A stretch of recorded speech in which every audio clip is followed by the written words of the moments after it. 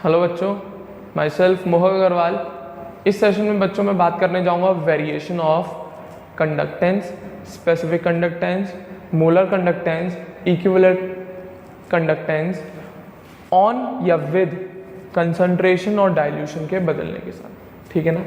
इसमें अपन पढ़ने जाएंगे पूरा variation of conductance, specific conductivity, molar conductance, equivalent conductance with concentration और डाइल्यूशन। सीधा सीधा इन शॉर्ट ये बता रहा हूँ, अभी तक जो भी मैंने टॉपिक पढ़ाया आपको, चाहे वो रेजिस्टेंस हो चाहे वो कंडक्टेंस, हमारे लिए मेन कंडक्टेंस है।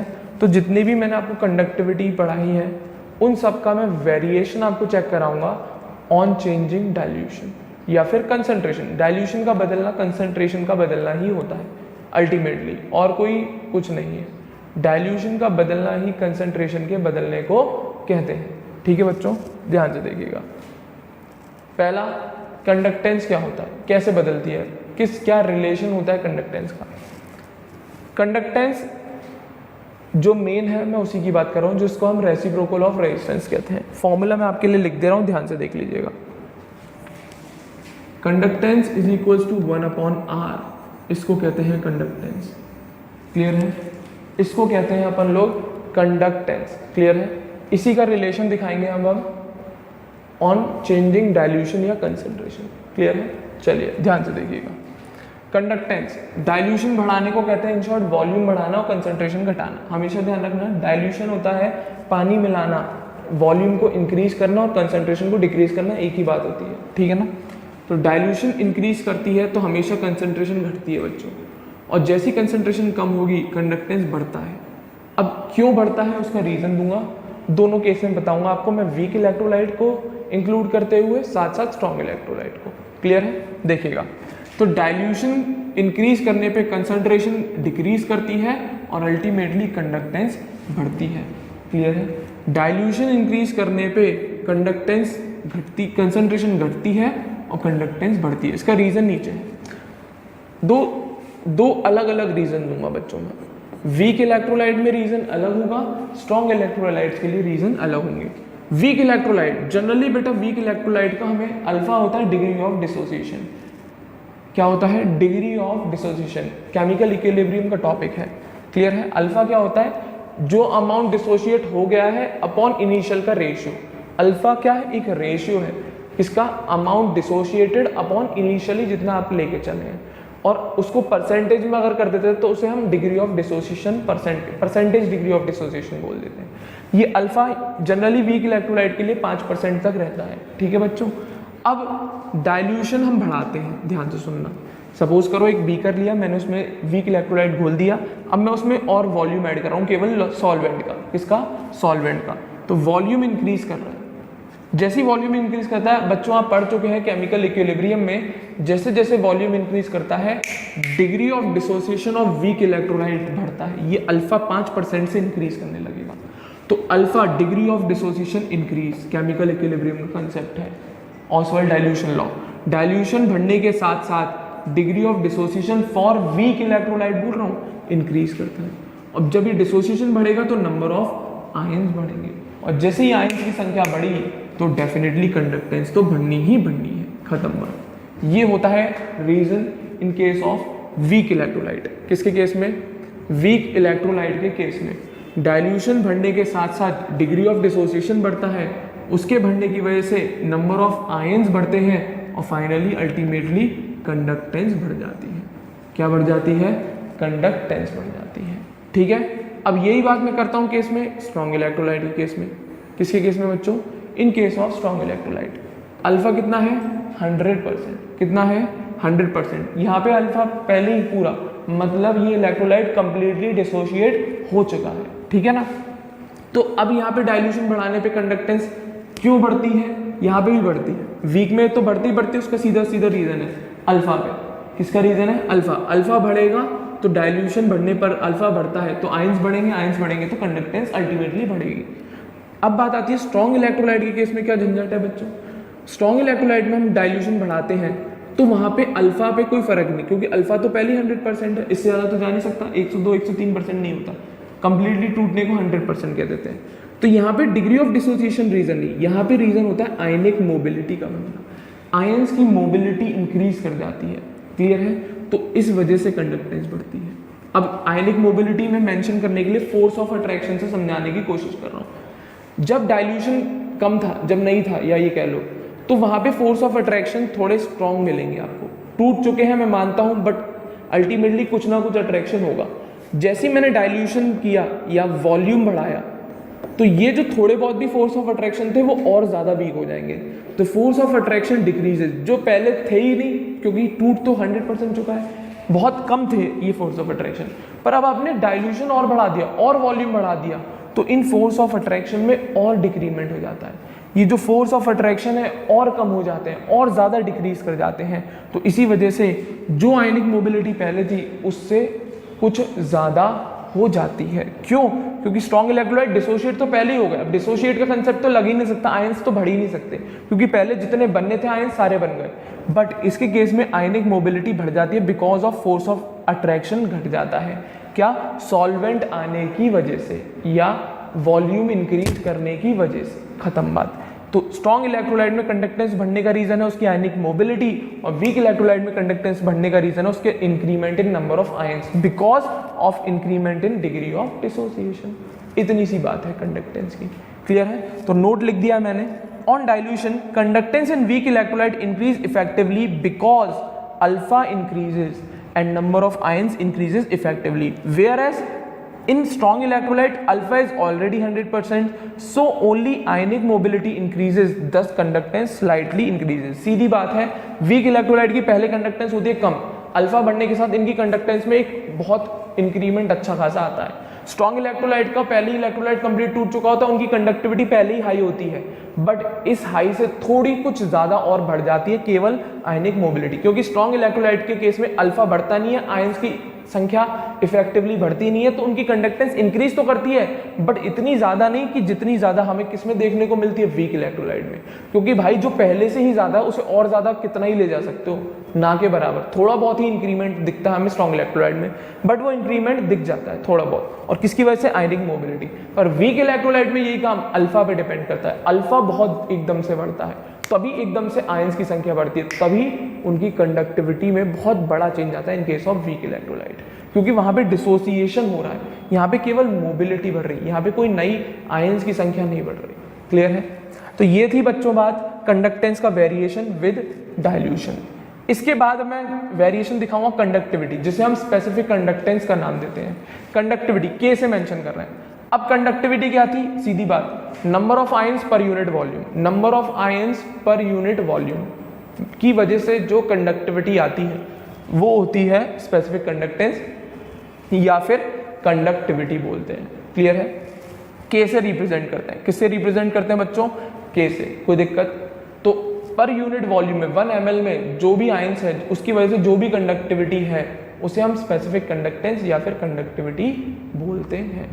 ठीक है बच्चों, कोई दिक्कत? मैं शुरू कर रहा हूँ। अब पर यूनिट वॉल्यूम, दिमाग लगाओ जरा। सपोज करो पहले मेरे पास 100 ml है, 100 ml है, मान लो, जरा दिमाग लगाना जरा थोड़ा सा, अगर है भगवान ने दिया है, सबके पास होता है, बस यूज करने वाली बात है। आपके पास 100 ml बीकर है, उसमें मैं बोल रहा हूँ आपके पास 50 आयंस है। अप्रोक्सीमेटली ऑन एन एवरेज पर ml में कितने आयन होंगे इसके, जब इनिशियली 100 ml है और आपके 50 आयंस है? बोलो भाई, पर ml में कितने आयन होंगे? 1 ml में कितने आयन होंगे? 100 में इतने, तो 1 में बोलो भाई कितने होंगे? डिवाइड मार दो ना, 50/100 कर दो। आधा आयन बोलोगे? आधा आयन होता नहीं है, तो एक कोई राउंड ऑफ टर्म ले लूं मैं, कोई दिक्कत तो नहीं है किसी को? एक राउंड ऑफ करके टर्म ले लूं मैं, तो आधा आयन दिखाना नहीं चाह रहा हूं मैं, असल में फिर वो 2 ml को कंसीडर करके चलना पड़ेगा आपको। मैं एक आपको राउंड ऑफ टर्म दिखा दे रहा हूँ। 100 ml में मान लो 500 आयंस हैं। क्लियर है? तो 1 ml में कितने आयंस होंगे इस कंडीशन में? 5 आयंस होंगे कि नहीं होंगे? क्लियर है? तो अब मैंने कुछ नहीं, इस सॉल्यूशन में 100 ml वाले में, इसमें मैंने वॉल्यूम ऐड कर दिया। क्या कर दिया? वॉल्यूम ऐड कर दिया, और इसे मैंने बना लिया 1000 ml। कितना बना लिया बच्चों? 1000 ml। और आयंस बढ़ेंगे क्या? बिल्कुल नहीं। स्ट्रॉन्ग इलेक्ट्रोलाइट मान के चलना, आयंस में कोई इंक्रीमेंट आएगा नहीं आएगा, केवल नॉर्मली हम आयंस उतने ही रखते हैं, मान लो ना यार, कुछ ही बढ़ेंगे, ज़्यादा नहीं बढ़ते, कुछ ही बढ़ेंगे, ठीक है ना। तो अब जरा 1 ml में निकालना आयंस कितना होगा, 0.5, मान लो यार इसके कंपैरिजन में कितना होगा 1 ml में 0.5 आयंस होंगे। क्लियर है, कितने आयंस होंगे, आधा काटेंगे नहीं, नंबर के अकॉर्डिंग मैं बात कर रहा हूँ, कितना आयंस हो जाएगा 0.5 आयंस। क्लियर है, तो देख जरा, जब इनिशियली था, जब मैंने डाइल्यूशन कर दिया तो पर ml में आयंस की संख्या कम हो रही है कि नहीं हो रही है, सीधी बात है, डाइल्यूशन बढ़ाने पे सॉल्ट में तो कोई या इलेक्ट्रोलाइट में तो कोई इंक्रीमेंट नहीं किया ना, उतना ही है था जितना पहले इलेक्ट्रोलाइट है, तो आयंस उतने ही होंगे जितने पहले बन रहे थे, मान लो ना, वीक नहीं मान रहा मैं। क्लियर है, तो पर यूनिट वॉल्यूम में जो आयंस पहले थे अब वो नहीं रहेंगे, क्यों, आपने वॉल्यूम इंक्रीज कर दिया। क्या इंक्रीज कर दिया, वॉल्यूम। तो इन शॉर्ट डेंसिटी वाली बात आती है, डेंसिटी पर एमएल में होती है, तो आप सॉल्वेंट बढ़ाते जाओ बढ़ाते जाओ बढ़ाते जाओ बढ़ाते जाओ तो डेंसिटी कम होती है, तो ये डेंसिटी ऑफ आयन है। पर कंडक्टिविटी किस पे डिपेंड करती है, डेंसिटी ऑफ आयन पे। किस पे डिपेंड करती है, डेंसिटी ऑफ आयन पे, ठीक है ना, तो वही दिखा रहा हूँ। तो conductance due to all the ions present in 1 ml of electrolyte, इसको मार्क कर दिया के, कंडक्टिविटी कहते हैं। तो डाइल्यूशन बढ़ाने पे क्या क्या चेंजेस आ रहे हैं वो देखिए, डाइल्यूशन बढ़ाया, वॉल्यूम बढ़ा, density of ion per unit volume में जो आयंस की संख्या वो घटेगी, डेफिनेटली डेंसिटी घटेगी। तो number of ion per unit volume घट गई, ये एक ही चीज है, डेंसिटी ऑफ आयन लिखो चाहे number of ion per unit volume घट गई, तो डेफिनेटली कंडक्टिविटी घटेगी। तो डाइल्यूशन बढ़ने पे कंडक्टिविटी घटना तय है, क्यों, क्योंकि पर यूनिट वॉल्यूम में, पर ml में नंबर ऑफ आयंस डिक्रीज करेंगे ही करेंगे, नंबर ऑफ आयन डिक्रीज करेंगे ही करेंगे। तो डेंसिटी ऑफ आयंस, क्या, number of ions in per unit volume, ये एक ही बात है, तो वो डेफिनेटली डाइल्यूशन करने पे घटते ही घटते हैं। क्या, वो डेंसिटी आयंस की डेफिनेटली घटेगी ही घटेगी, वो number of ions in per unit volume या पर ml में डेफिनेटली घटेंगे ही घटेंगे। कोई दिक्कत, चलें आगे, क्या आगे बढ़ रहा हूँ। तो ये कंसेप्ट बच्चों दोनों पे अप्लाई करते हैं हम, strong electrolyte and weak electrolyte, ये मान के चलना। ये वाला कंसेप्ट बच्चों दोनों कंडीशन पे अप्लाई होता है, चाहे वो स्ट्रॉन्ग हो चाहे वीक। आप वीक में ये बोलेंगे कि आयंस भी तो बढ़ेंगे यार, तो आयंस बढ़ेंगे पर इतना नहीं बढ़ पाते जितने रेशियो में आपने वॉल्यूम बढ़ा दिया होगा। क्लियर है, आयंस बढ़ेंगे, मैं मान रहा हूँ कंडक्टिविटी बहुत चेंज आएगा, but still per unit volume में घटेंगे ही घटेंगे। वो पर यूनिट वॉल्यूम में नंबर ऑफ आयंस आने वाले वो डेफिनेटली कम होंगे, कितने भी बढ़ा लो तुम आयंस, डिसोसिएशन कितना भी बढ़ा लो, 100% तक तो पहुंच ही नहीं पाता वीक का, इनफाइनाइट डाइल्यूशन करना पड़ता है उसके लिए। आपने अल्फा बढ़ा भी लिया तो पर आयंस इतने ज़्यादा नहीं बढ़ेंगे कि जितने ज़्यादा रेशियो में आपने वॉल्यूम बढ़ा लिया होगा। डेंसिटी चाहे वीक इलेक्ट्रोलाइट है चाहे आपका स्ट्रॉन्ग इलेक्ट्रोलाइट है, दोनों में डेंसिटी ऑफ आयन घटती है, इसीलिए कंडक्टिविटी डिक्रीज करती है। तो ये कंसेप्ट दोनों पे अप्लाई होता है, स्ट्रॉन्ग और वीक। इसके बाद में वेरिएशन दिखा रहा हूँ आपको, मोलर कंडक्टेंस और इक्विवेलेंट कंडक्टेंस। मोलर कंडक्टेंस क्या है, वो कंडक्टेंस जो किस आयन, किन आयंस की वजह से आया है, वो उन आयंस की वजह से आया है, वो वॉल्यूम ऑफ इलेक्ट्रोलाइट जिसमें कितना इलेक्ट्रोलाइट मिला है, 1 मोल। कितना मोल इलेक्ट्रोलाइट, 1 मोल इलेक्ट्रोलाइट। तो वो डाइल्यूशन जिसकी वजह से कंडक्टिविटी आई है, जिसमें 1 मोल इलेक्ट्रोलाइट प्रेजेंट है, उसकी वजह से जो कंडक्टेंस आई है वो है मोलर कंडक्टेंस। इसी तरीके से बस वहाँ पे 1 ग्राम इक्विवेलेंट कर देते हैं। तो दोनों के फॉर्मूले लिख दिए मैंने, मोलर कंडक्टेंस और इक्विवेलेंट। Kn2000/m, ये है Kn2000/n आएगा, ये m नहीं आएगा, n आएगा बच्चों, गलत मिसप्रिंट हो गया, n आएगा। तो मोलर कंडक्टेंस क्या है, Kn2000/m, और इक्विवेलेंट कंडक्टेंस क्या है, Kn2000/n। क्लियर है, 1000 क्यों लगाया बता चुका। अब रेशियो देखेंगे तो 1000 तो कांस्टेंट है, तो लैम्डा m किस पे डिपेंड कर रहा है, स्पेसिफिक कंडक्टेंस पे और सॉल्यूशन की कंसंट्रेशन पे। इक्विवेलेंट कंडक्टेंस किस पे डिपेंड कर रहा है, कंडक्टिविटी पे, स्पेसिफिक कंडक्टेंस पे और सॉल्यूशन की नॉर्मेलिटी पे, सॉल्यूशन की नॉर्मेलिटी पे। क्लियर है, तो इससे क्या पता लगा, लैम्डा m बराबर Kn2000/m, लैम्डा e बराबर Kn2000/m। तो लैम्डा m K/m के डायरेक्टली है और लैम्डा e K/m के डायरेक्टली है। तो इन शॉर्ट मोलैरिटी और ये दोनों कंसंट्रेशन है। अगर मैं बोलूँ ये दोनों वॉल्यूम पे कैसे डिपेंड करते हैं, वॉल्यूम पे इनवर्सली डिपेंड करते हैं। वॉल्यूम बढ़ाओगे तो कंसंट्रेशन घटेगी, वॉल्यूम बढ़ाओगे तो कंसंट्रेशन घटेगी। फ्रॉम देयर कंसंट्रेशन फॉर्मूला है, ठीक है, वॉल्यूम बढ़ाओगे तो कंसंट्रेशन घटेगी ही घटेगी, डेफिनेट कंडीशन है। तो मोलर कंडक्टेंस और ये इक्विवेलेंट कंडक्टेंस, कोई दिक्कत। तो डाइल्यूशन बढ़ेगा, कंडक्टिविटी घटेगी, तो दोनों कंसेप्ट है। तो ये डाइल्यूशन बढ़ने पे ये हमारी कंडक्टेंस K पे भी डिपेंड करती है, M पे भी डिपेंड करती है, तो दोनों के अकॉर्डिंग मैं लिख रहा हूँ। तो डाइल्यूशन अगर मैंने बढ़ाया तो K क्या करता है, घटता है। तो इसके कंसेप्ट के अकॉर्डिंग हमारी मोलर और इक्विवेलेंट कंडक्टेंस घटनी चाहिए। दूसरा, डाइल्यूशन मैंने बढ़ाया तो मोलर और मोलैरिटी और नॉर्मेलिटी कंसंट्रेशन घटेगी, अभी बताया रिलेशन, तो ये घटेगी तो हमारा ये दोनों बढ़ना चाहिए क्योंकि इसके इन्वर्स है। तो लैम्डा एम के हिसाब से चलेगा तो घटेगा और एम के हिसाब से चलेगा तो बढ़ेगा, लैम्डा ई के हिसाब से चलेगा तो घटेगा, एन के हिसाब से चलेगा तो बढ़ेगा। क्लियर है ये दोनों बातें। बट अब असल में फ़र्क क्या पड़ा, क्योंकि एक की वजह से तो घट रहा है, दूसरे की वजह से बढ़ रहा है, तो अब अल्टीमेटली इफेक्ट क्या देखा जाएगा लैम्डा एम और लैम्डा ई पे। तो वो जो इफेक्ट देखा जाएगा वो मैं बताने जा रहा हूँ। अब कैसे डिसाइड करेंगे कि मोलर कंडक्टेंस इक्विवेलेंट कंडक्टेंस बढ़ी होगी या घटी होगी। अल्टीमेटली बच्चों मेजर जो इंपॉर्टेंट पॉइंट है डाइल्यूशन के केस में वो ये वाला है मोलर और इक्विवेलेंट में। It is experimentally found, experimentally fact है ये, that lambda M and lambda E depends more on concentration, जिसको आप मोलैरिटी एंड नॉर्मेलिटी कहते हो। असल में ये मोलर कंडक्टेंस और इक्विवेलेंट कंडक्टेंस मेनली डिपेंड करता है किस पे, कंसंट्रेशन पे। किस पे डिपेंड करता है बच्चों, कंसंट्रेशन ऑफ इलेक्ट्रोलाइट पे, ठीक है, रिस्पेक्टिवली। तो अल्टीमेटली हमें केवल ये वाला टर्म फॉलो करना है, ना कि ऊपर वाला। मोलर और मोलैरिटी और नॉर्मेलिटी जो कंसंट्रेशन है उस पर डिपेंड करता है ये कौन, मोलर कंडक्टेंस और इक्विवेलेंट कंडक्टेंस, ना कि कंडक्टिविटी पे, ना कि कंडक्टिविटी पे। जो मेजर डिपेंडेंसी है डाइल्यूशन की, सॉरी मोलर कंडक्टेंस और इक्विवेलेंट कंडक्टेंस की, वो किस पे है, कंसंट्रेशन पे, ना कि कंडक्टिविटी पे। क्लियर है, हाँ या ना। तो डाइल्यूशन बढ़ने पर मोलर और इक्विवेलेंट कंडक्टेंस बढ़ती है, बिकॉज क्यों, क्योंकि ये दोनों मेजर जो डिपेंडेंसी है इनकी किस पे है, कंसंट्रेशन पे। तो डाइल्यूशन बढ़ता है, कंसंट्रेशन घटती है, और कंसंट्रेशन से मेरे ख्याल से रिलेशन आपको सामने दिख रहा होगा।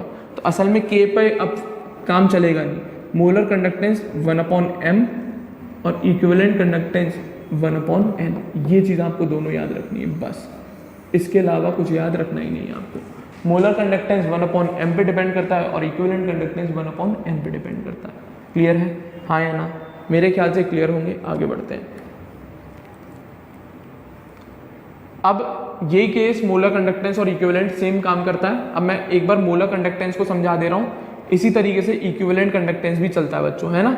दोनों ग्राफ दोनों कंडीशन में समझा दे रहा हूँ मैं आपको, एक स्ट्रॉन्ग इलेक्ट्रोलाइट के केस में और एक वीक इलेक्ट्रोलाइट के केस में। तो variation of molar conductance with concentration for strong electrolyte, strong electrolyte के साथ मोलर कंडक्टेंस में जो वेरिएशन आता है वो कितना आता है, अल्फा कितना होता है, 100%। दस दे show slight increase in conductance, पहले ही बता चुका हूँ क्यों, डाइल्यूशन बढ़ने पे स्ट्रॉन्ग इलेक्ट्रोलाइट में वेरिएशन या सॉरी कंडक्टेंस में इंक्रीमेंट होता है, पर इतना ज़्यादा नहीं जितना ज़्यादा वीक इलेक्ट्रोलाइट में हम ऑब्जर्व करते हैं। क्यों, क्योंकि इसमें हमें केवल आयनिक मोबिलिटी बढ़ती है, क्योंकि इसके कंडक्टेंस की वैल्यू पहले ही मैक्सिमम होती है। अब मैक्सिमम से कुछ ही ज़्यादा आगे बढ़ती है, बहुत ज़्यादा नहीं। तो जैसे दो एग्जाम्पल दिए, एक HCl लिया मैंने, एक KCl लिया है, तो ये कंसंट्रेशन मार्क कर दिए मैंने, यहाँ पे लिख दे रहा हूँ, ये C1 है, ये C2 है और ये C3 है। क्लियर है, तीन कंसंट्रेशन है, C1 C2 एंड C3, कोई दिक्कत। तो इधर जाने पे कंसंट्रेशन बढ़ती है, इधर आने पे कंसंट्रेशन घटती है। तो हम डाइल्यूशन कर रहे हैं तो हमें इधर ऑब्जर्व करना है, ना कि उधर। हम डाइल्यूशन कर रहे हैं मतलब V को इंक्रीज कर रहे हैं और C को डिक्रीज कर रहे हैं, ये कंसेप्ट दिमाग में रखना है आपको। हमें डाइल्यूशन करना है तो हमें इस तरीके से ग्राफ ऑब्जर्व करना है। तो C1 कंसंट्रेशन पे ये रहा पॉइंट, लैम्डा एम की वैल्यू जो भी हो, C2 पे ये रहा पॉइंट जो लैम्डा एम की वैल्यू, और C3 पे ये रहा पॉइंट जो लैम्डा एम की वैल्यू। इसी तरीके से KCl के लिए C1 पे ये रही, C2 पे ये रही, C3 पे ये रही। देख जरा, कंसंट्रेशन घटा रहा हूँ, ग्राफ ऊपर की तरफ बढ़ रहा है, लैम्डा एम इंक्रीज कर रहा है कंसंट्रेशन घटाने पे स्ट्रॉन्ग इलेक्ट्रोलाइट। बट ये ग्राफ बहुत ज़्यादा इंक्रीमेंट शो कर रहा है क्या, नहीं, थोड़ा बहुत इंक्रीमेंट ही हो रहा है, ज़्यादा इंक्रीमेंट नहीं है, थोड़ा सा ही इंक्रीमेंट शो हो रहा है यहाँ पे। ज़्यादा इंक्रीमेंट होता तो फिर दिक्कत आती, तो वो स्ट्रॉन्ग इलेक्ट्रोलाइट होता ही नहीं। वीक इलेक्ट्रोलाइट में होता है ज़्यादा इंक्रीमेंट, स्ट्रॉन्ग में ज़्यादा नहीं बढ़ता। ठीक है, अब ये एट यहाँ पे कौन सी कंसंट्रेशन अगर 0 हो गया तो ऐसा पॉसिबल होता है क्या, हाँ या ना, होता है जब हम वॉल्यूम को इनफाइनाइट कर दें। क्यों, क्योंकि C 1/V पे डिपेंड करती है, इसको 0 करना है तो इसको इनफाइनाइट कर दो, और इनफाइनाइट मतलब बहुत ज़्यादा कंपैरिजन है। तो मान लेते हैं ये अज्यूम्ड वैल्यू है कि लैम्डा एम इन्फिनिटी मतलब कंसंट्रेशन 0 हो गई, वॉल्यूम इनफाइनाइट, बहुत ज़्यादा हो गया कंसंट्रेशन के रिस्पेक्ट में, कोई दिक्कत। और इस ग्राफ में मैंने √C और √1/V इसलिए बताया क्योंकि अभी एक स्ट्रेट लाइन इक्वेशन दिखाऊंगा आपको बना के, एक स्ट्रेट लाइन इक्वेशन बना के दिखाएंगे। तो ये स्ट्रॉन्ग इलेक्ट्रोलाइट के लिए ग्राफ है बच्चों। जैसे जैसे कंसंट्रेशन घटाते हैं मोलर कंडक्टेंस बढ़ता जाता है, मोलर कंडक्टेंस घटता है तो बढ़ता जाता है। तो इस y एक्सिस पे मैंने मोलर कंडक्टेंस दिखाई है और x एक्सिस पे मैंने √C बोल लो, या तो √C बोलिए या फिर √1/v, एक ही बात होती है, दोनों एक ही बात है। √c बोलो या √1/v, इधर जा रहे हैं तो बढ़ रहा है, इधर आ रहे हैं तो घट रहा है, हमें घटती हुई देखनी है क्योंकि हम डाइल्यूशन कर रहे हैं। ये बढ़ाओगे तो डेफिनेटली वैल्यू पीछे तो जाएगी घट के, तो हमें ऐसे ग्राफ देखना है, ना कि ऐसे। क्लियर है, पीछे की तरफ देखना है। अब यहाँ पे लैम्डा m इन्फिनिटी क्या है, ये है molar conductivity at infinite dilution, मतलब जब हमने कंसंट्रेशन 0 कर दी, मैक्सिमम वैल्यू इस कंडक्टेंस से आगे नहीं जा सकता, तो molar conductivity at infinite dilution, that is concentration of electrolyte is 0। कैसी है कंसंट्रेशन उसकी, 0। कोई दिक्कत?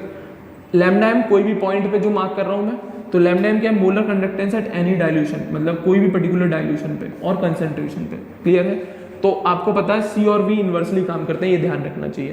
तो ये limiting molar conductivity lambda m infinity को कहते हैं, लिमिटिंग मोलर कंडक्टिविटी। तो अब जब ग्राफ देखना है तो एक स्ट्रेट लाइन ग्राफ है, तो स्ट्रेट लाइन ग्राफ है तो स्ट्रेट लाइन इक्वेशन भी लागू होगी यहाँ पे, तो स्ट्रेट लाइन इक्वेशन दिखा रहा हूँ।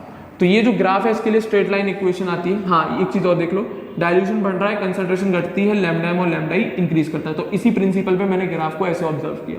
क्लियर है, इसी प्रिंसिपल पे मैंने ग्राफ को इस डायरेक्शन में ऑब्जर्व किया है। तो एक स्ट्रेट लाइन मिलती है और स्ट्रेट लाइन का इक्वेशन ये रही आपके सामने,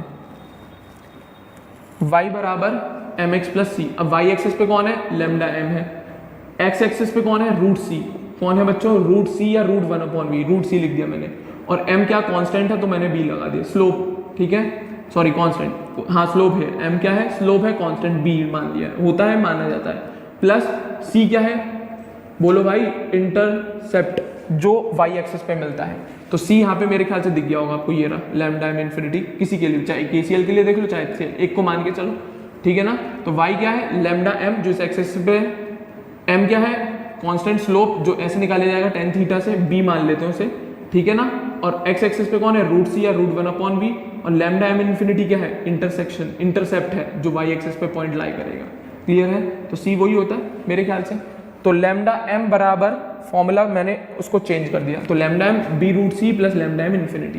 क्लियर है, इस इक्वेशन को सॉल्व करते तो लैम्डा m का फॉर्मूला ये आता है, लैम्डा m, इसको इधर ले गया, इसको इधर ले आया हूँ। ठीक है ना, पूरे को पूरे, एक सेकंड रुकिएगा जरा, थोड़ा सा चेंज आएगा इसमें, थोड़ा सा चेंज आएगा, एक सेकंड रुकिएगा बस।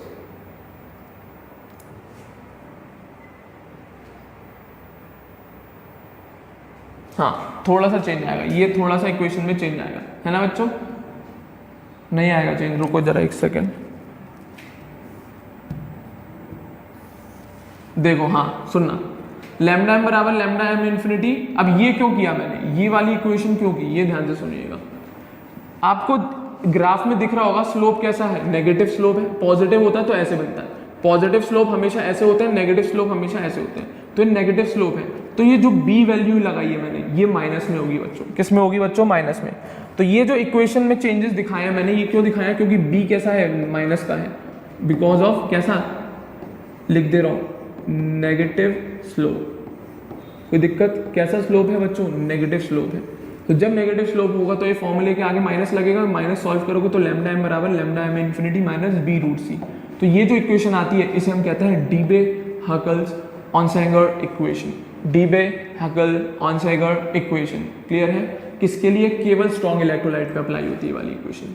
किस पे होती है अप्लाई, स्ट्रॉन्ग इलेक्ट्रोलाइट पे अप्लाई होती है। फॉर्मूले आते हैं सॉल्व करने के लिए, फॉर्मूले पे आता है ज्यादातर क्वेश्चन, बट अगर वैल्यूज आई तो lambda m lambda infinity b की वैल्यू हमेशा देता है, b की वैल्यू हमेशा देता है, कांस्टेंट होता है, या सब दे देगा b निकलवाएगा, सब दे देगा b निकलवाएगा। तो डीबे-हैकल-ऑनसाइगर इक्वेशन, कुछ नहीं, स्ट्रेट लाइन इक्वेशन लगाइए, y बराबर mx प्लस c, y क्या था लैम्डा m, ये क्या था b√c, और ये क्या था लैम्डा m इन्फिनिटी।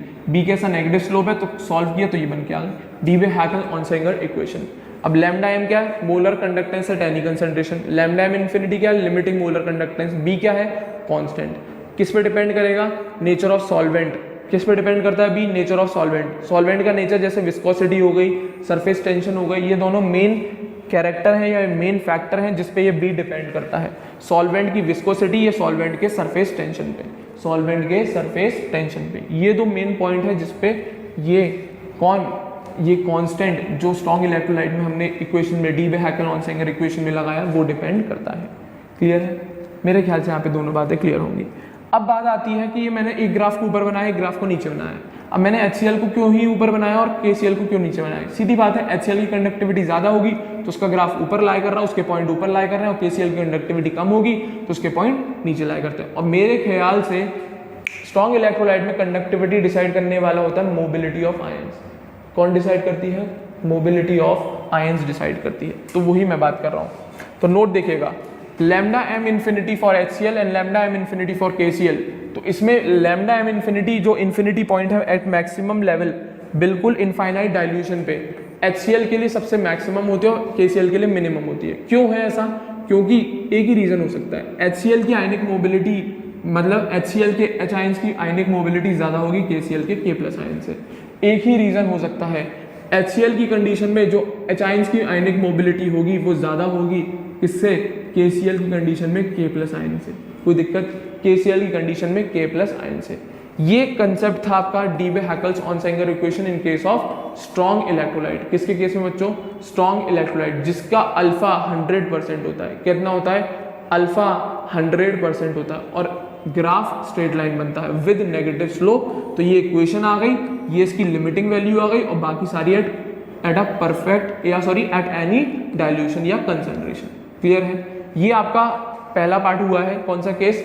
जब मैं आपको वेरिएशन दिखा रहा हूँ, क्या?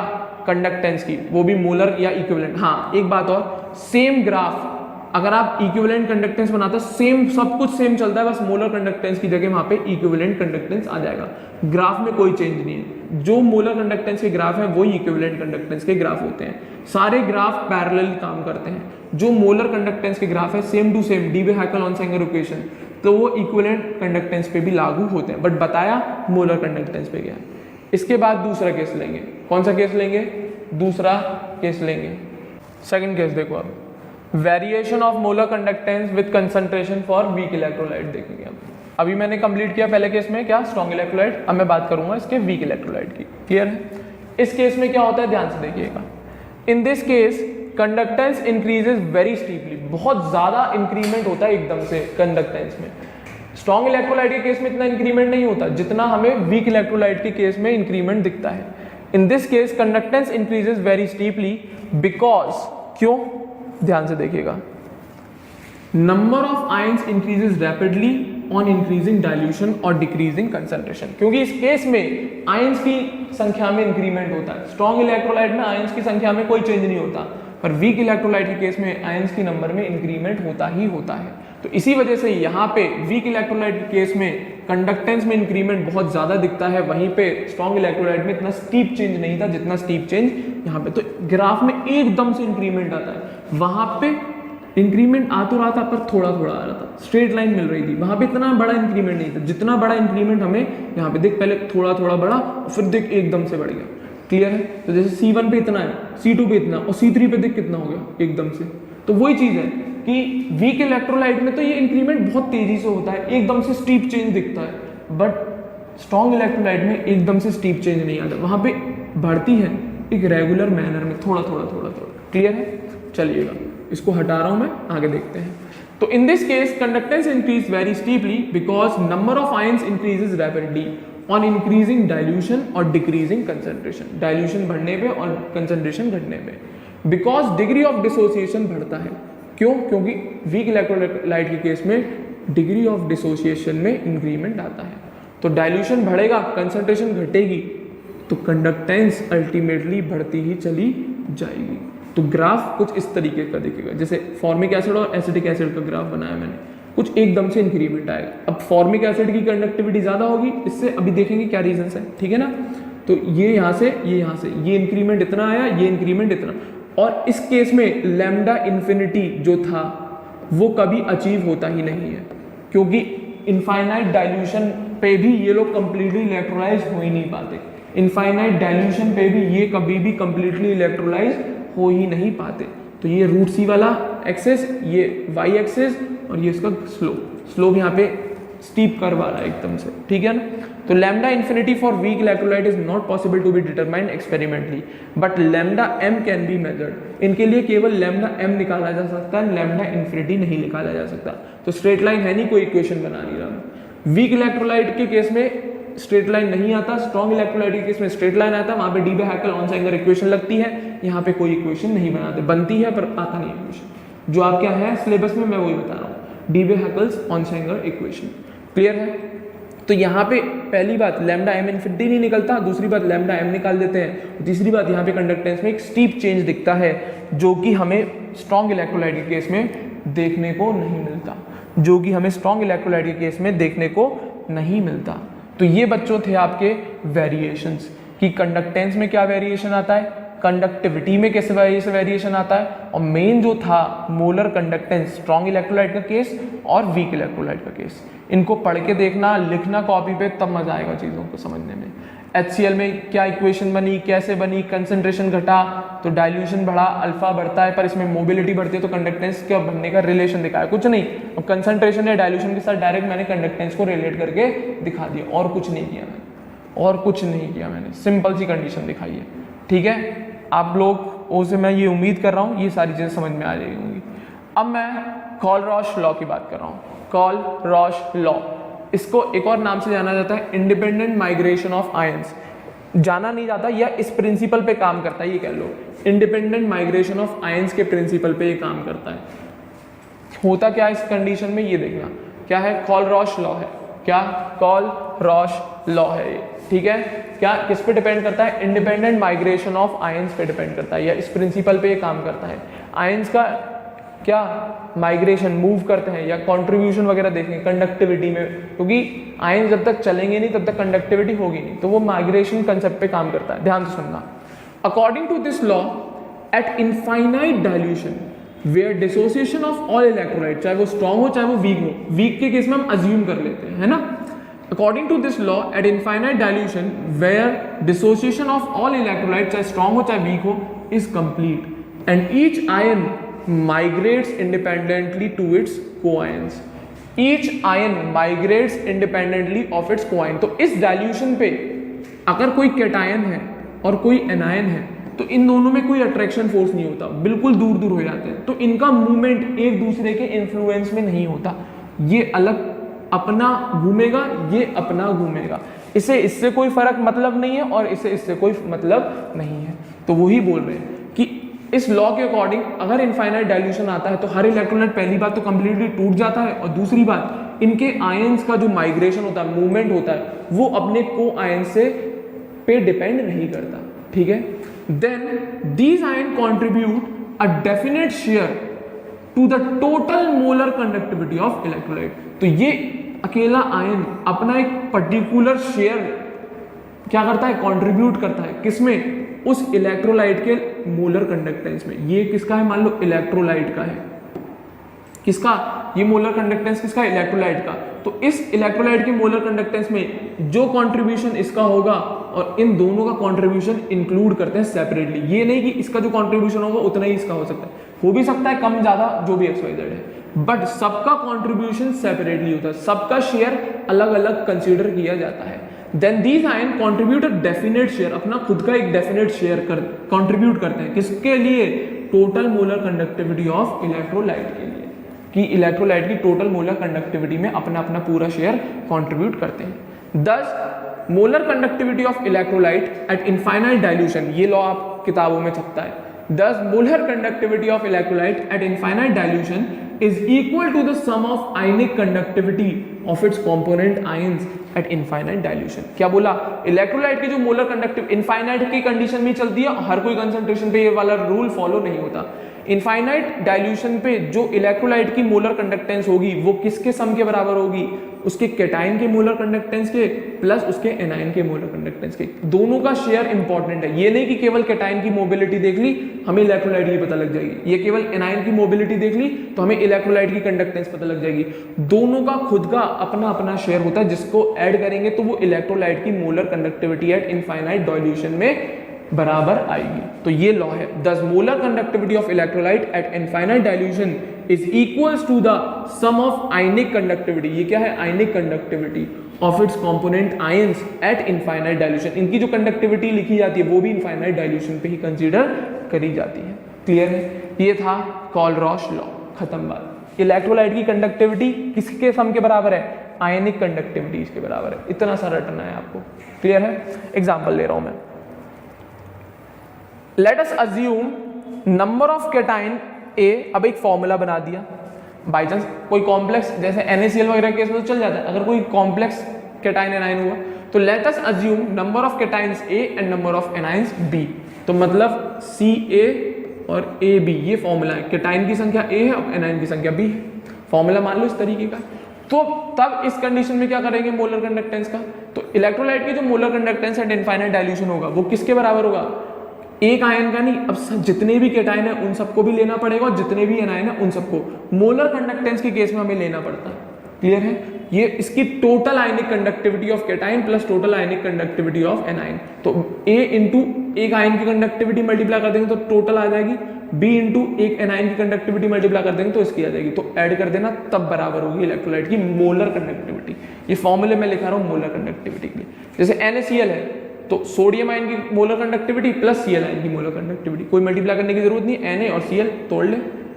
क्लियर है, अब BaCl2 का फॉर्मूला है Ba प्लस 2Cl नेगेटिव, यही तो बनेंगे Ba प्लस 2 और 2Cl नेगेटिव, तो molar ionic conductivity of barium plus 2 into ionic conductivity of एक Cl, तो एक Cl की पता होगी इंटू 2 कर दियो, टोटल आ जाएगा, ऐड कर दियो BaCl2।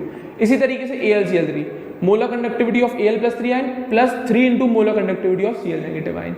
इसी तरीके से Al2SO4 के लिए 2 into molar conductivity of Al plus 3 ion, क्योंकि जितना है एटॉमिसिटी वो मल्टीप्लाई करनी पड़ती है, plus 3 into molar conductivity of sulphate ion, मतलब आयनिक कंडक्टिविटी ऑफ सल्फेट आयन। इसी तरीके से H2CO3 2 into ionic conductivity of H plus ion plus CO3 2 negative एक ही है तो 1 मल्टीप्लाई करो चाहे मत करो, क्या आयनिक कंडक्टिविटी ऑफ कार्बोनेट आयंस, खत्म बात। इतनी सी बात थी मोलर कंडक्टिविटी में।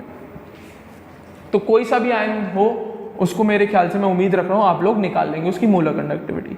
अब ये कंसेप्ट जब हम इक्विवेलेंट कंडक्टिविटी पे लगाते हैं, या तो आप क्या करना, किसी के केस में मोलर कंडक्टिविटी निकालना तब सॉल्व करना, ऐसे दिखा दे रहा हूं मैं, इक्विवेलेंट कंडक्टिविटी बराबर molar conductivity upon valency factor, या तो ये कर लेना काम, नहीं तो इक्विवेलेंट कंडक्टिविटी के लिए भी हमने फॉर्मूले लगा लिए, ठीक है ना। इक्विवेलेंट कंडक्टिविटी के लिए भी हमने फॉर्मूले लगा लिए। मोलर कंडक्टिविटी में ये 2 3 बहुत जरूरी होते हैं मल्टीप्लाई करना, पर इक्विवेलेंट कंडक्टिविटी में हम ये 2 3 कंसीडर करते ही नहीं, क्योंकि हमें इक्विवेलेंट आयनिक कंडक्टिविटी देखनी होती है, वहां पे हमें टोटल नहीं देखनी पड़ती। तो लैम्डा ई कैसे निकाल लो, पहले लैम्डा एम निकाल लेना, फिर अपॉन एक्स करके आंसर निकाल लेना, तब भी आंसर सेम आएगा। या फिर ये कंसेप्ट लगाना, जैसे मुझे NaCl के लिए इक्विवेलेंट कंडक्टेंस निकालनी है, ये कंसेप्ट इक्विवेलेंट पे भी तो लग सकता है, लगा रहा हूं। Lambda e at infinite dilution for NaCl किसके बराबर होगा,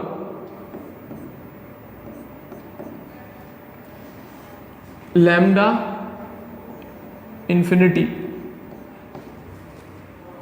एम Na प्लस अपॉन उसका charge plus lambda M infinity Cl negative upon उसका चार्ज, एक आयन की कंडक्टिविटी अपॉन उसका चार्ज। क्लियर है। अब BaCl2 में ये नहीं आएगा 2, ठीक है ना, BaCl2 के लिए लिख रहा हूं मैं, लैम्डा ई इंफिनिटी का की BaCl2 की क्या आएगा, लैम्डा एम इंफिनिटी किसके लिए, Ba प्लस 2 के लिए अपॉन उसका charge plus lambda M infinity किसके लिए, Cl नेगेटिव के लिए अपॉन उसका चार्ज। अब यहाँ पे हमें 2 का मल्टीप्लाई नहीं करना, हमें इक्विवेलेंट कंडक्टिविटी निकालनी है, इसीलिए हम 2 का मल्टीप्लाई नहीं करेंगे यहाँ पे। अब हम एक आयन का मोलर कंडक्टेंस हमें पता है, अपॉन 1 कर देना उसके चार्ज से, तो यहाँ पे ये 2 नहीं आएगा, ध्यान रखना बच्चों। अब यहाँ पे ये 2 3 का मल्टीप्लाई नहीं करते हम लोग, हमें केवल मेन चीज है जो आयन है उसकी कंडक्टिविटी अपॉन उसका जो चार्ज आ रहा है वो 1 आएगा, 2 नहीं आएगा, हमें एक एनाइन से मतलब होता है, ठीक है ना। इसी तरीके से AlCl3 में मैं Cl में 3 का मल्टीप्लाई नहीं करूंगा, कोई मतलब नहीं है, क्योंकि हमें इक्विवेलेंट कंडक्टिविटी निकालनी है। इक्विवेलेंट कंडक्टिविटी एक एडिटिव प्रॉपर्टी है, just like equivalent weight. Equivalent weight निकालते हैं हम लोग तो क्या करते हैं, आयंस के रिस्पेक्टिव इक्विवेलेंट वेट निकाल के ऐड कर देते हैं। तो इसी तरीके से इक्विवेलेंट कंडक्टिविटी निकालनी, तो ये आयन की इक्विवेलेंट कंडक्टिविटी। अब मैं आपसे पूछूं Al प्लस 3 आयन की इक्विवेलेंट कंडक्टिविटी निकालो, तो यही तो लिखोगे, उसकी मोलर कंडक्टिविटी अपॉन उसका चार्ज। अब मैं ये पूछूं Cl नेगेटिव की इक्विवेलेंट कंडक्टिविटी लिखाओगे, तो ये तो लिखो लैम्डा एम Cl का अपॉन उसका चार्ज। तो यहाँ पे कोई 3 2 का मल्टीप्लाई होगा क्या, नहीं होगा। तो यहाँ पे अब हमें इस मतलब नहीं है कि AlCl3 अगर टूट के क्या Al प्लस 3Cl नेगेटिव बना रहा है, तो हमें इस 3 से कोई फर्क नहीं पड़ेगा इक्विवेलेंट कंडक्टिविटी के केस में। अब हमें ये 3 जैसे BaCl2 में Ba+2 2Cl नेगेटिव बनता है, तो हमें उस 2 से मतलब नहीं है, अब हमें उस केवल आयन और उसके चार्ज से मतलब है, क्योंकि इक्विवेलेंट कंडक्टिविटी उसी तरीके से काम करती है एडिटिव प्रॉपर्टी वाला कंसेप्ट। क्लियर है? कौन सा कंसेप्ट बच्चों? एडिटिव प्रॉपर्टी वाला।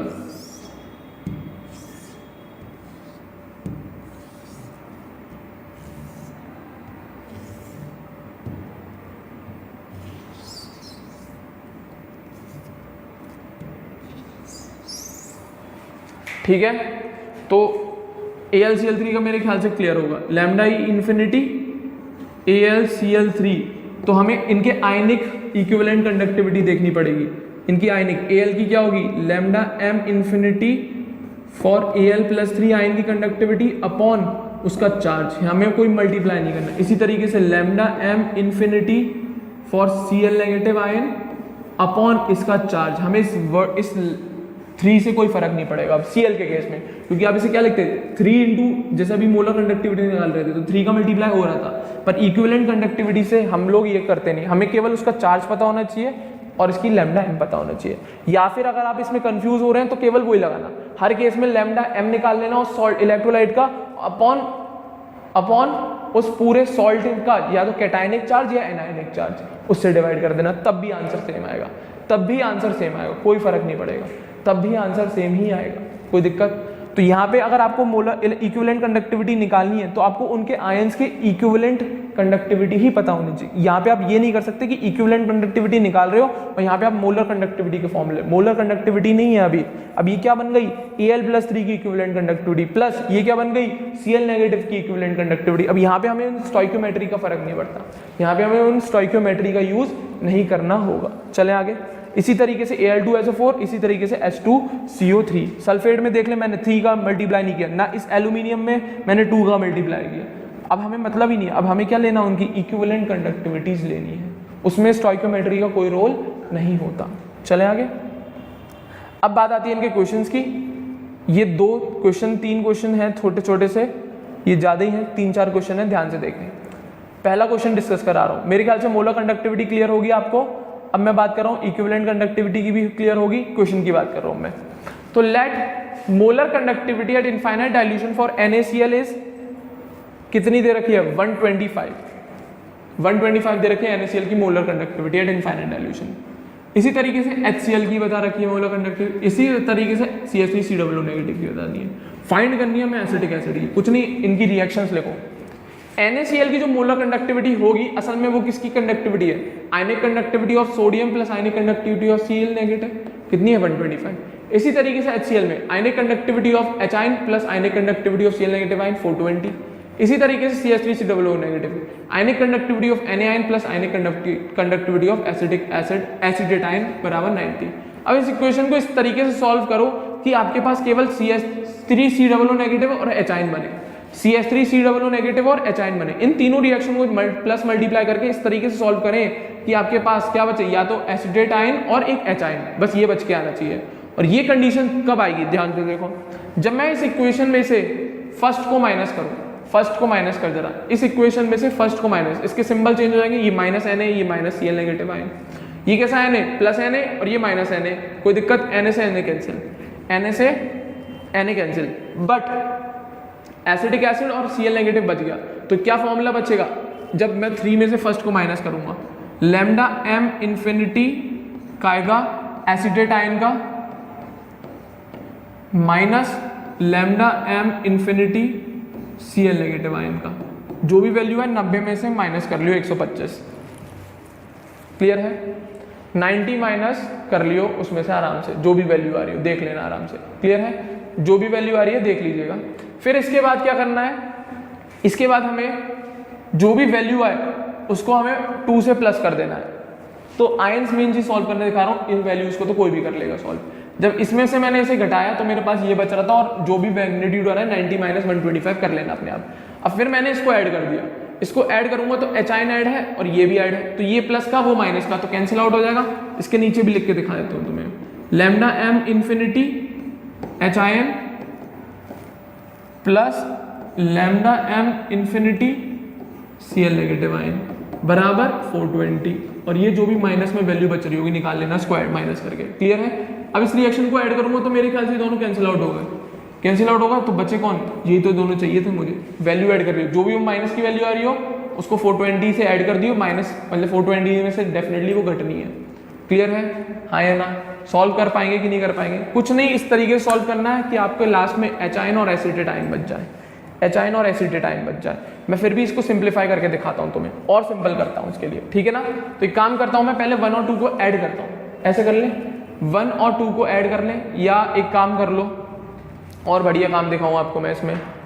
आप एक काम और कर सकते हो, 2 और 3 को ऐड करो, 2 + 3 को ऐड करते हैं, ठीक है बच्चों? 2 + 3 को ऐड कर दो, सारे आयन से ऐड हो जाएंगे। क्या क्या ऐड होंगे? Lambda M H plus lambda M infinity अपने आप लगा लेना, Cl minus plus lambda M NaCl Na plus lambda M acetate ion. Clear है? ये सारे आयन जब 2 और 3 को ऐड कर दिए, अब 1 वाली इक्वेशन को इसमें से माइनस कर दे, तो मतलब ये भी माइनस का आ जाएगा, ये भी माइनस का। अब देख ले इसमें कौन कौन घट रहा है, माइनस लिख दूं उसके आगे, minus lambda M Na plus minus lambda M Cl minus. Clear है?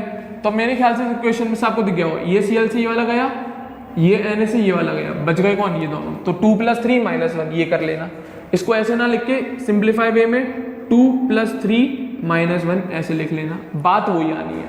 तो इन दोनों को ऐड कर और 125 को घटा दे, आंसर आ जाएगा आपका। जो भी आए वो आपका एसिटिक एसिड के लिए होगा। क्यों? क्योंकि ये दोनों आयंस किसके हैं, एसिटिक एसिड के, एच आयन और ये। और आपको पता है एट इनफाइनाइट डाइल्यूशन जो आयंस की आयनिक मोबिलिटी को अगर मैं ऐड कर दूं तो वो इलेक्ट्रोलाइट की आयनिक मोबिलिटी के बराबर आंसर देंगे। ये हो गया आपका पहला क्वेश्चन सॉल्व। दूसरे पे आते हैं, यही कंसेप्ट लगाना है। BaOH का होल ट्वाइस दे रखा है, BaCl2 का दे रखा है, NH4Cl का दे रखा है। BaOH का होल ट्वाइस के लिए आपको BaOH का होल ट्वाइस के लिए निकालना, आपको निकालना है NH4OH के लिए। ये गलत लिख गया है बच्चों, थोड़ा चेंज कर लेना, इसको मैं हटा देता हूं। आपको नॉट BaOH के लिए नहीं निकालना, आपको लैम्डा एम इन्फिनिटी निकालना है, NH4OH के लिए निकालना है। ठीक है बच्चों? तो ये 3 इक्वेशन मैंने सामने लिख दी हैं, BaOH के लिए, BaCl2 के लिए और NH4Cl के लिए। अब देखो लैम्डा एम लिखा है मैंने, तो यहाँ पे 2 का मल्टीप्लाई किया। अब ये लैम्डा ई होता तो ये 2 का मल्टीप्लाई नहीं होता, बल्कि इन सब के नीचे इनके चार्ज और बैठे हुए होते। ठीक है ना? अब इन तीनों को इस तरीके से ऐड करो कि NH4OH बचे। तो एक तो आपको NH4 बचाना है, एक आपको OH बचाना है। तो इस हिसाब से सॉल्व करिएगा कि लास्ट में आपका NH4OH बच के आ जाए। करो सॉल्व, कैसे करेंगे? 3 इक्वेशन है, इन तीनों में कुछ ऐसा झोलझाल बिठाओ, इन तीनों इसको सॉल्व कर लो, ये तो अपने आप हो जाएगा कि किस तरीके से इन तीनों को मैं प्लस या माइनस या किसी को मल्टीप्लाई किसी चीज से डिवाइड करके इनमें मैं NH4 पॉजिटिव आयन बचा लूं और एक OH नेगेटिव आयन बचा लूं। कर सकते हैं, सॉल्व करिए।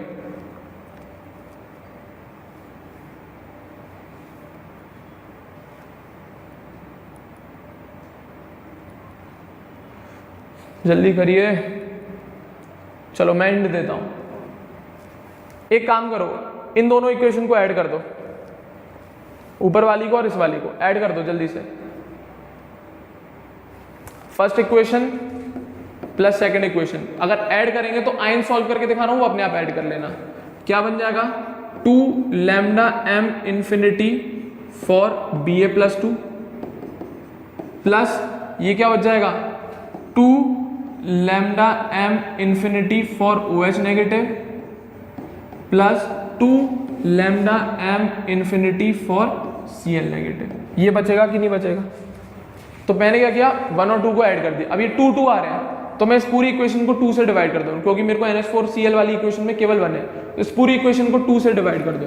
तो 1 + 2 अपॉन डिवाइड बाय 2, तो ये सब क्या हो गए? Lambda M infinity Ba+2 plus lambda M infinity OH minus plus lambda M infinity Cl minus. ये आ गए कि नहीं आ गए? क्लियर है? अब मेरे को केवल इसमें से OH बचाना है और बाकी सारी चीजें हटानी है, देख लो आराम से।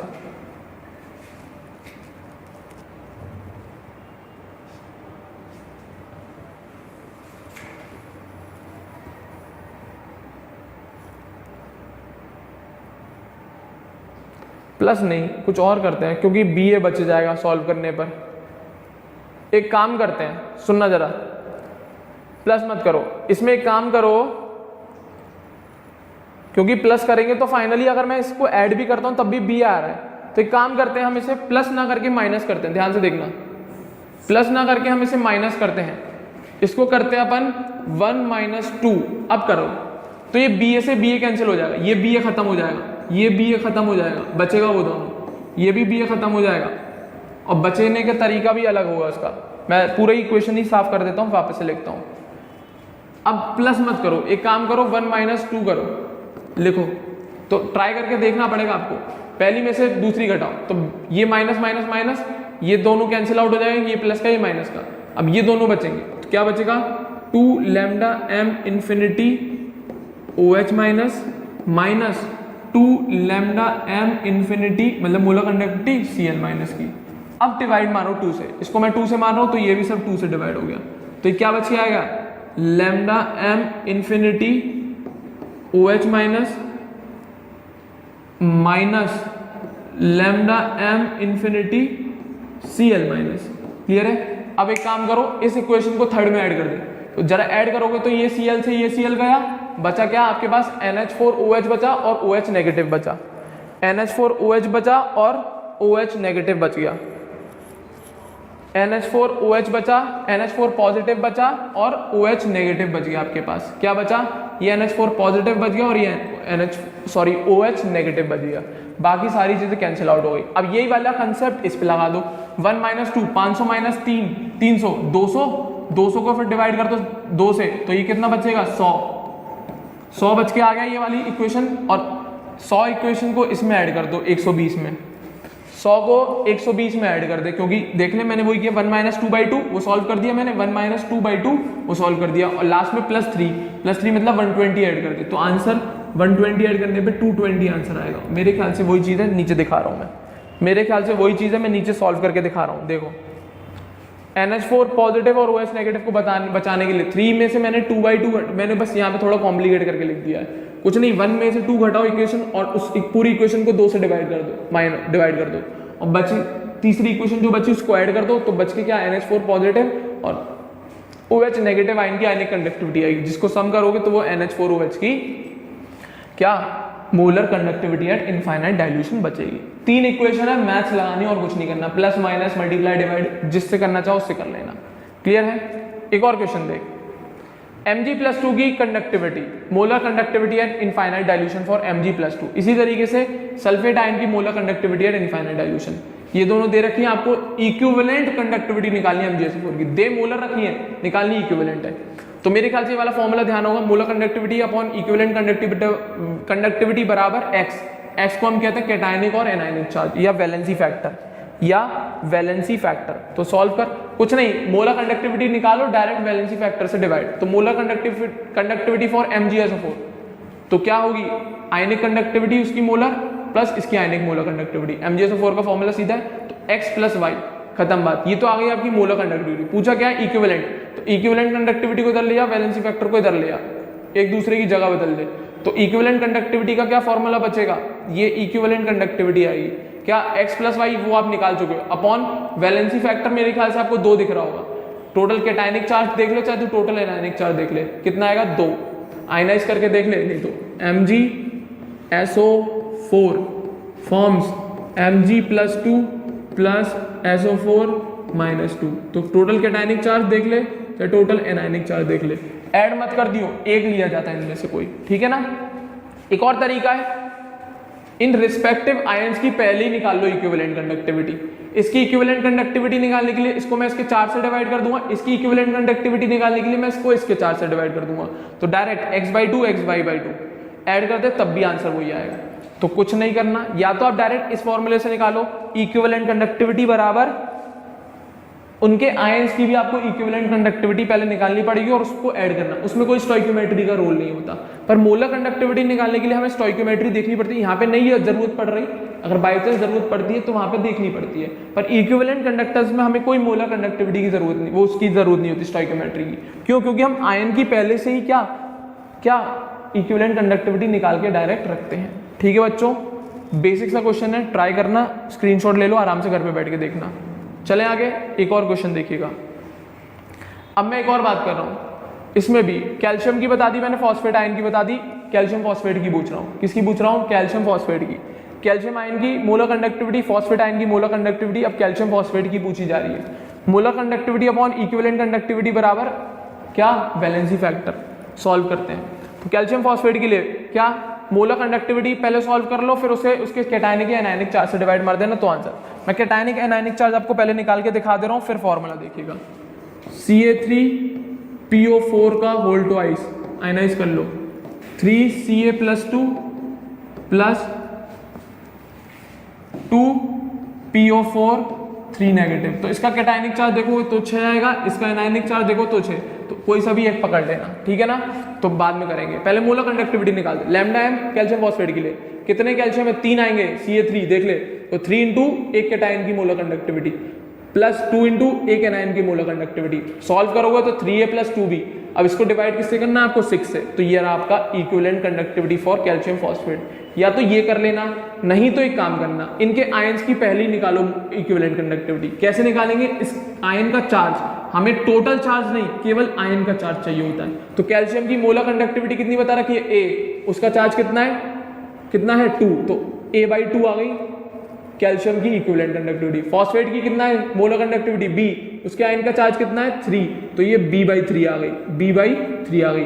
कुछ नहीं, इन दोनों को ऐड कर दे, कुछ नहीं, डायरेक्ट इन दोनों को ऐड कर दे, क्योंकि आयंस की इक्विवेलेंट कंडक्टिविटी निकालना, ऐड कर देना, कैल्शियम फॉस्फेट के पूरे सॉल्ट की इक्विवेलेंट कंडक्टिविटी आ जाएगी। हमें यहाँ पे इस 3 और 2 से मतलब नहीं होता इन केस ऑफ इक्विवेलेंट कंडक्टिविटी। अगर हम मोलर कंडक्टिविटी निकालते तो बहुत इंपॉर्टेंट है वो 3 और 2 जो स्टोइकियोमेट्री मेंशन्ड है। इक्विवेलेंट कंडक्टेंस में कोई मतलब नहीं हो, हमें केवल उनके चार्जेस पता होने चाहिए। तो नीचे भी मैंने फॉर्मूला लिख रखा है, देख लो। Lambda m molar conductivity of cation upon 2, ये इक्विवेलेंट कंडक्टिविटी ऑफ कैल्शियम हो गई, ये इक्विवेलेंट कंडक्टिविटी ऑफ फॉस्फेट हो गई। दोनों को ऐड करते डायरेक्ट वही आंसर आ रहा है, 3A + 2B/6, 3A + 2B/6। इतना सा कंसेप्ट तो और कुछ नहीं है, 1% एक्स्ट्रा नहीं है, ठीक है ना। एक और क्वेश्चन देखिए, लास्ट क्वेश्चन है, इस पे चैप्टर मैं दी एंड करूंगा बच्चों, ध्यान से देखिएगा। अमोनियम आयन का मोलर कंडक्टेंस 200, Al+3 आयन का 300, सल्फेट आयंस का इक्विवेलेंट कंडक्टेंस दे रखा है पर 125। अब हमें इक्विवेलेंट कंडक्टेंस Al+3 आयन का निकालना है। किसका? Al+3 आयन का इक्विवेलेंट कंडक्टेंस निकालना है। Al2SO4 का होल थ्राइस पूरे सॉल्ट के लिए इक्विवेलेंट कंडक्टेंस निकालना है, और हमें अमोनियम सल्फेट के लिए मोलर कंडक्टेंस निकालना है। तो सबसे पहले आयन के लिए निकालते हैं। आयन का क्या दे रखा है? मोलर कंडक्टेंस, इसको इसके 4 से डिवाइड कर दे, 3 से डायरेक्ट, तो इक्विवेलेंट कंडक्टेंस फॉर Al+3 आ गया, डायरेक्ट आंसर। दूसरा Al2SO4 का होल थ्राइस के लिए निकाल, देख सल्फेट के लिए तो पहले ही दे रखा है इक्विवेलेंट कंडक्टेंस 125, Al के लिए Al+3 के लिए तुमने निकाल दिया, तो 125 और 100 को डायरेक्ट ऐड कर दे, 125 और 100 को डायरेक्ट, इसने मैंने फिर भी दिखा दिया 300/3, क्योंकि ऊपर में फॉर्मूला लिख रखा है मैंने उसका इक्विवेलेंट कंडक्टेंस का। तुम क्या करना, डायरेक्ट इस 100 को इस 125 से ऐड करना, आंसर आ जाएगा फॉर Al2SO4 का इक्विवेलेंट कंडक्टेंस। यहाँ पे स्टोइकियोमेट्री की आपको जरूरत नहीं पड़ेगी, क्लियर है।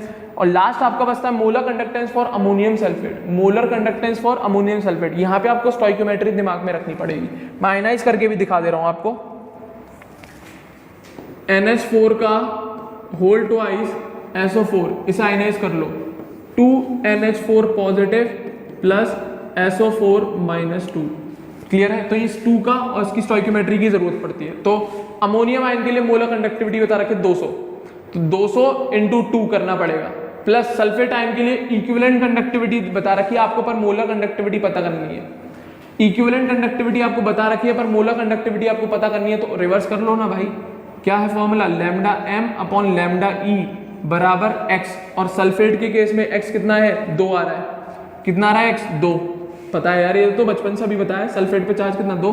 अब लैम्डा ई पता है आपको, m निकालना है, लैम्डा ई को निकाल ले जाओ उधर, तो 2 × 125 कितना आएगा? लैम्डा m सल्फेट के लिए कितना आएगा? 2 × 125, बराबर 250, 250 कितना आएगा बच्चों? 250 आएगा। कितना आएगा? 250 आएगा। उठा के वैल्यू पटक दो यहाँ पे।